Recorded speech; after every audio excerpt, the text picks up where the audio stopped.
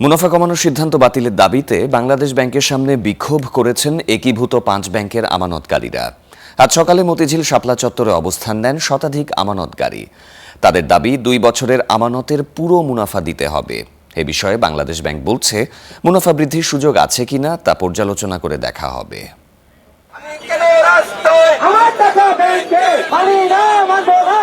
সমস্যাগ্রস্ত ৫টি ব্যাংকে একীভূত করে গেল ৩০ নভেম্বর সম্মিলিত ইসলামী ব্যাংকের চূড়ান্ত লাইসেন্স দেয় বাংলাদেশ ব্যাংক। প্রথমে ৫ ব্যাংকের আমানতকারীদের ২০২৪ ও ২০২৫ সালের আমানতের মুনাফা না দেওয়ার সিদ্ধান্ত নেয় কেন্দ্রীয় ব্যাংক।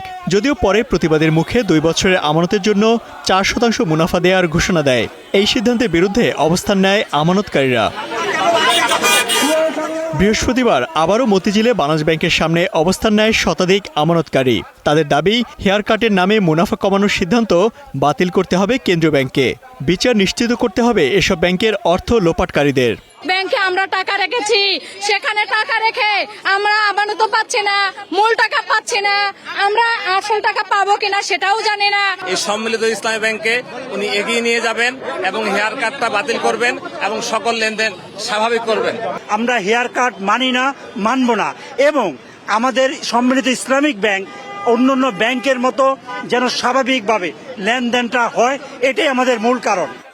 বেলা 11:30টার দিকে বিক্ষুব্ধ আমানতকারীরা বন্ধ করে দেয় কেন্দ্রীয় ব্যাংকের প্রধান প্রবেশ পথ। তাদেরকে অনুরোধ করা হয়েছে পাশে একটা জায়গায় যেয়ে শান্তিপূর্ণভাবে তাদের অবস্থান কর্মসূচি করার জন্য এবং তাদের দাবি দেওয়া উপস্থাপনের জন্য।